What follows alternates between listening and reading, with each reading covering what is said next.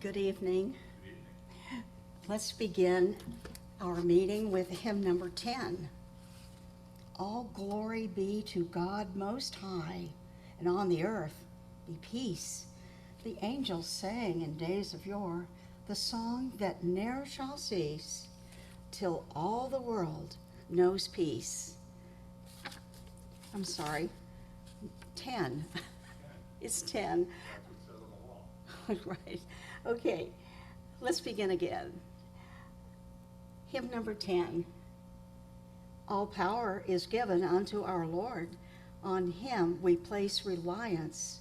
With truth from out his sacred word, we bid our foes defiance. With him we shall prevail, whatever may assail. He is our shield and tower. Almighty is his power. His kingdom is forever. Hymn number 10.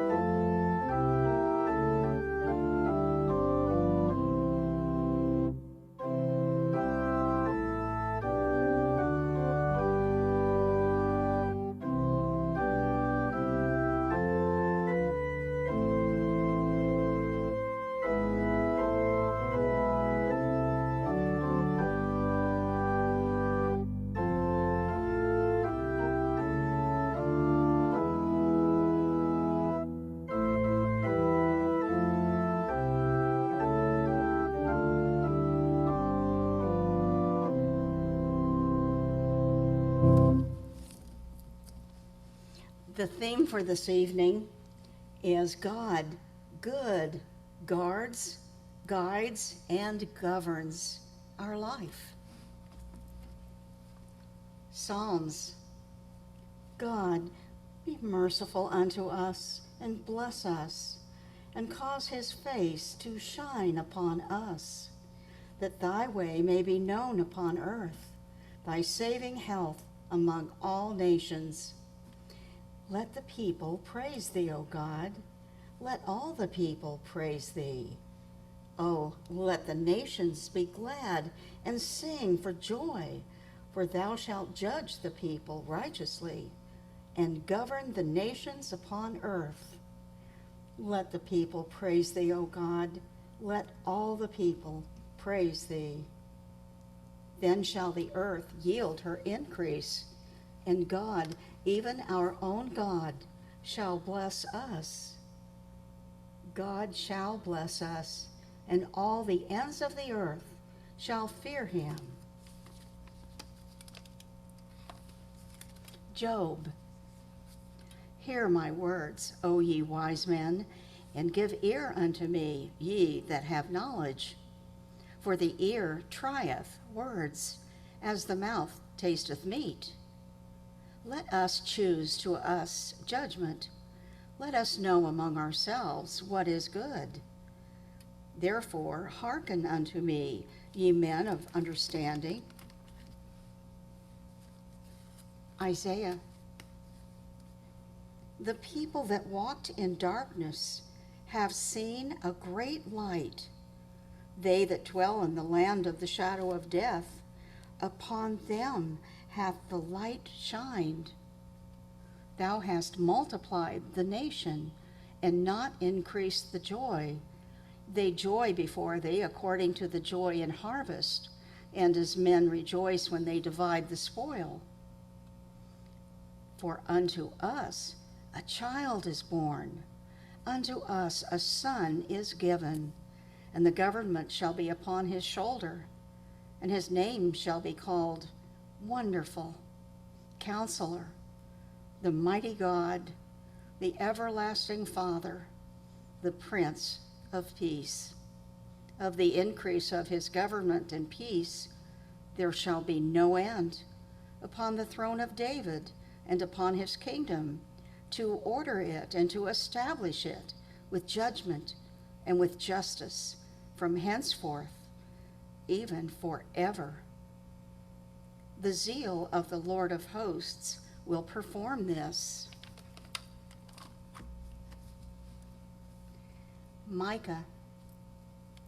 But thou, Bethlehem Ephratah, though thou be little among the thousands of Judah, yet out of thee shall he come forth unto me that is to be ruler in Israel, whose goings forth have been from of old, from everlasting. And he shall stand and feed in the strength of the Lord, the majesty of the name of the Lord his God, and they shall abide. For now shall he be great unto the ends of the earth.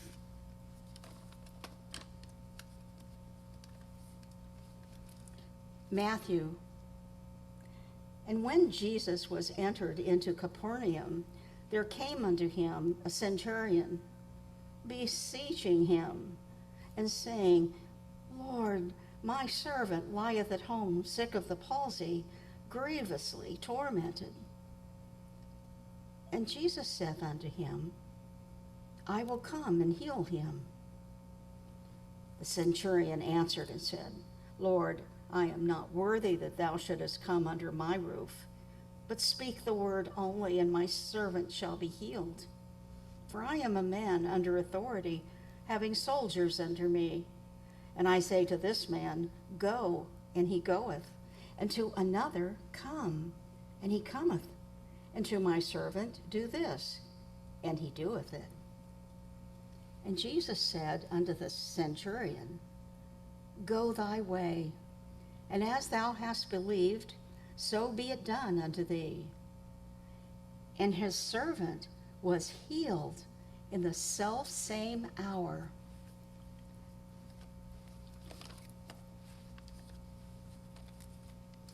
Mark.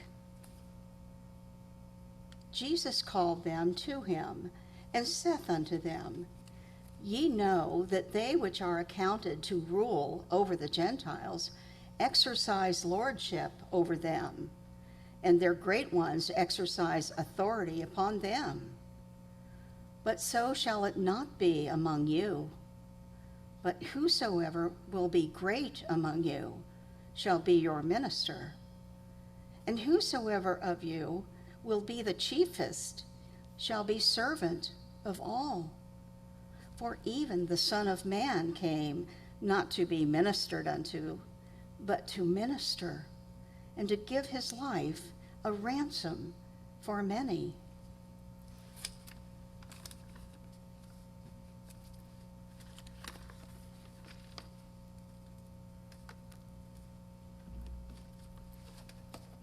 Colossians. Put on, therefore, as the elect of God, holy and beloved, bowels of mercies, kindness, humbleness of mind, meekness, long-suffering, forbearing one another, and forgiving one another, if any man have a quarrel against any. Even as Christ forgave you, so also do ye. And above all these things, put on charity, which is the bond of perfectness. And let the peace of God rule in your hearts, to the which also ye are called in one body, and be ye thankful.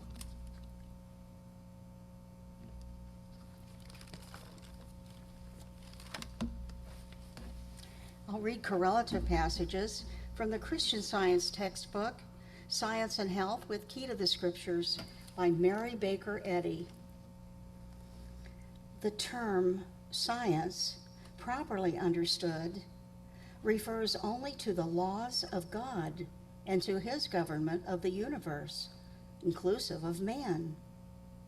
From this it follows that businessmen and cultured scholars have found that Christian Science enhances their endurance and mental powers, enlarges their perception of character, gives them acuteness and comprehensiveness, and an ability to exceed their ordinary capacity.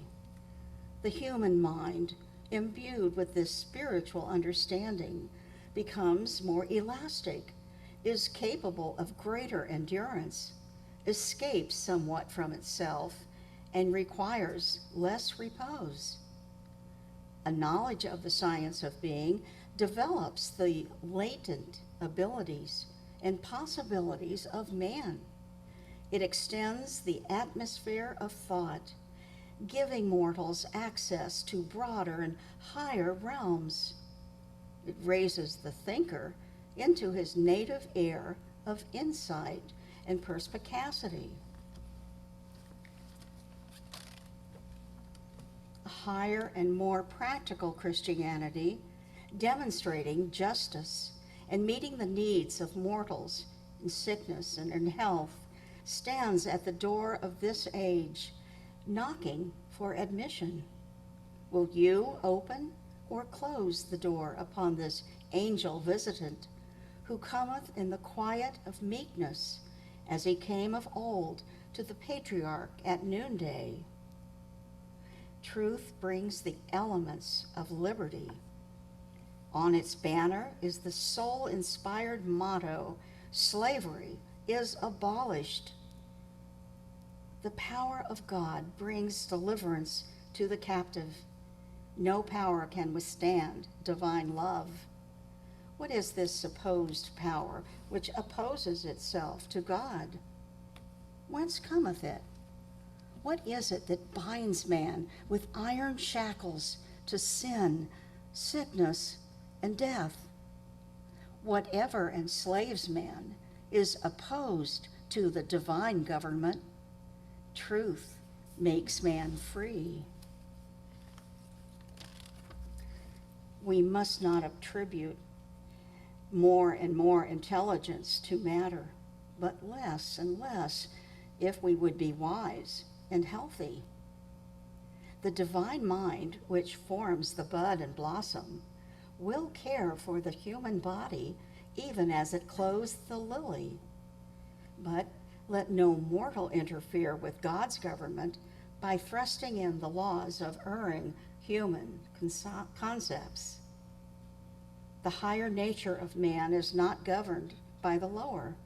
If it were, the order of wisdom would be reversed.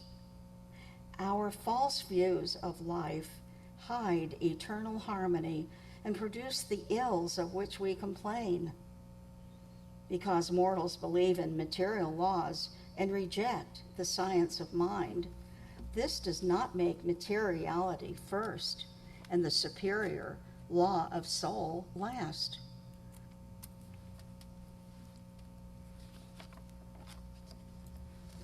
Like our nation, Christian Science has its declaration of independence. God has endowed man with inalienable rights, among which are self-government, reason, and conscience. Man is properly self-governed only when he is guided rightly and governed by his Maker, divine truth, and love. Man's rights are invaded when the divine order is interfered with, and the mental trespasser incurs the divine penalty due this crime. There is but one way, namely God and his idea, which leads to spiritual being. The scientific government of the body must be attained through the divine mind. It is impossible to gain control over the body in any other way.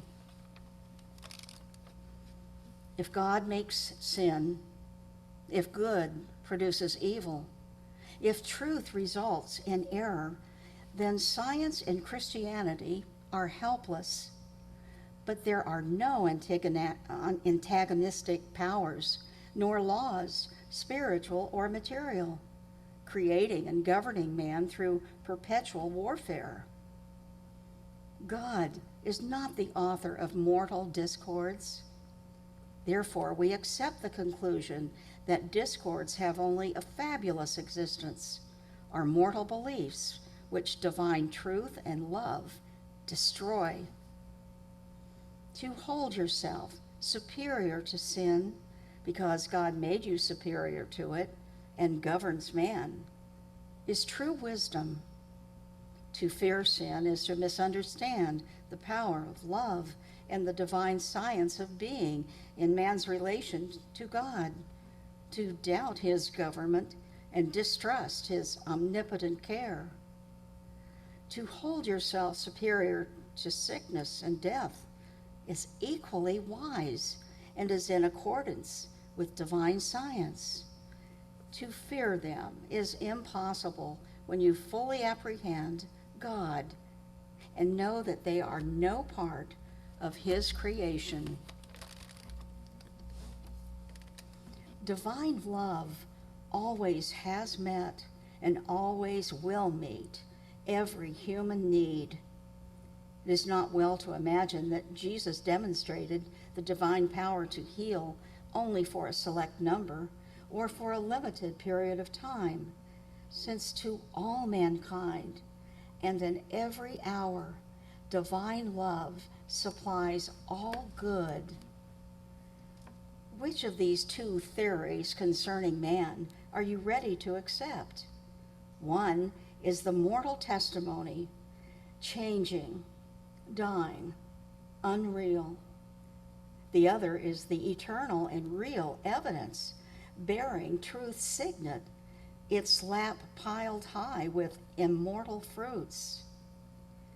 Our Master cast out devils, evil, and healed the sick. It should be said of his followers also that they cast fear and all evil out of themselves and others and heal the sick. God will heal the sick through man whenever man is governed by God. Truth casts out error, now, as surely as it did 19 centuries ago. All of truth is not understood, hence, its healing power is not fully demonstrated. In divine science, man is the true image of God. The divine nature was best expressed in Christ Jesus, who threw upon mortals the truer reflection of God and lifted their lives higher than their poor thought models would allow. Thoughts which presented man as fallen, sick, sinning, and dying. The Christ-like understanding of scientific being and divine healing includes a perfect principle and idea, perfect God and perfect man, as the basis of thought and demonstration. When we learn the way in Christian Science and recognize man's spiritual being, we shall behold and understand God's creation, all the glories of earth and heaven and man.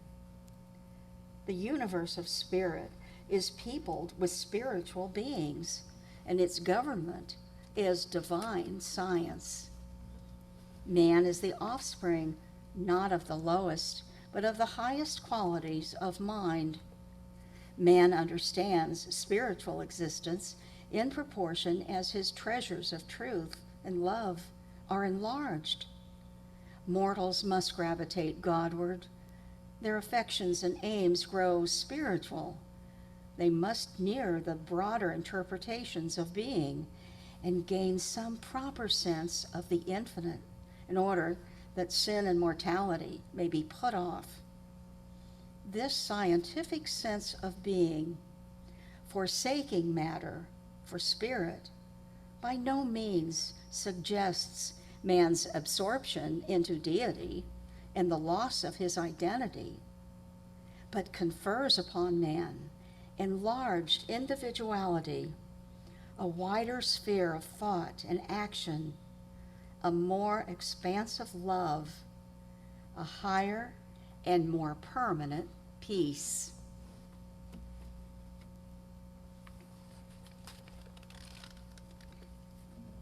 Let's have a few moments of silent prayer, followed by the audible repetition of the Lord's Prayer.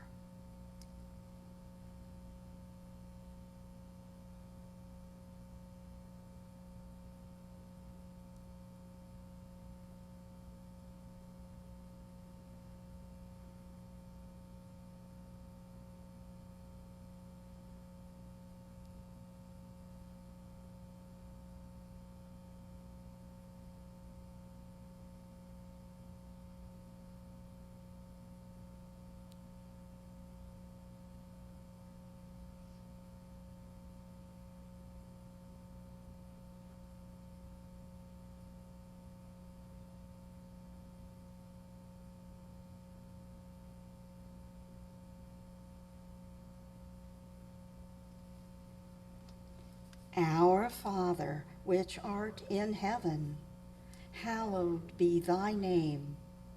Thy kingdom come, thy will be done in earth as it is in heaven. Give us this day our daily bread, and forgive us our debts as we forgive our debtors.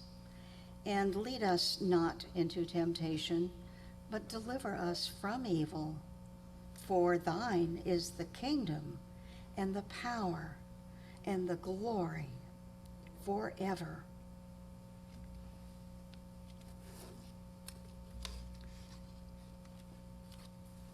Let's sing hymn number 392. With love and peace and joy supreme, we hail the new appearing. From out the darkness and the dream, the haven of rest is nearing. Hymn number 392.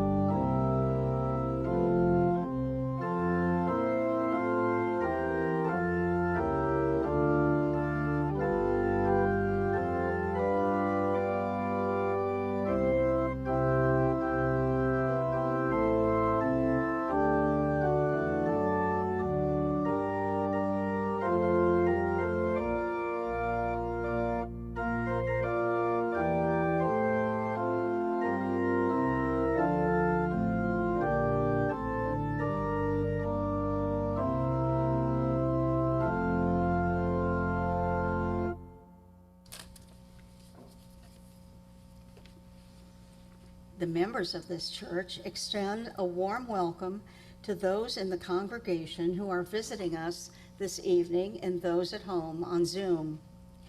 If you would like more information about Christian Science, please ask the usher for assistance.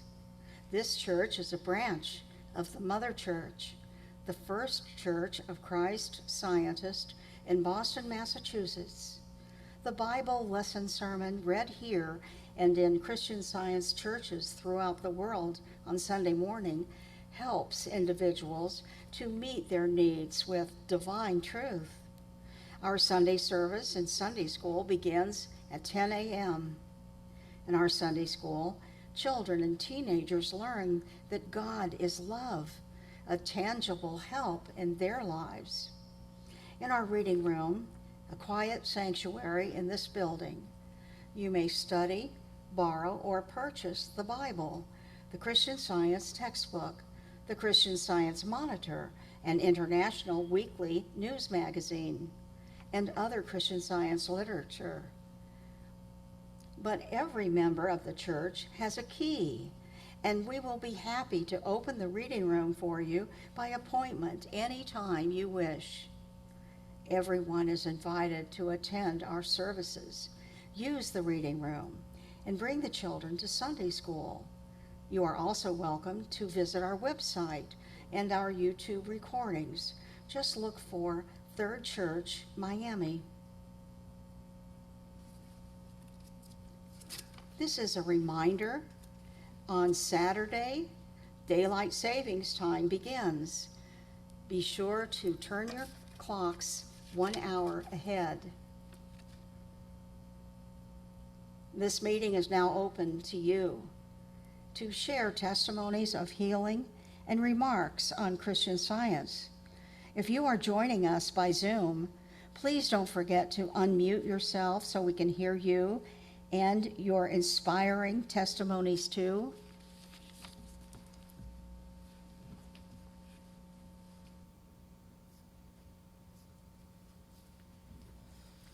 Thank you all for this meeting. Let's close by singing hymn number 136. I love thy way of freedom, Lord. To serve thee is my choice. In thy clear light of truth, I rise in listening for thy voice. I hear thy promise, old and new, that bids all fear to cease. My presence still shall go with thee, and I will give thee peace. Hymn number 136.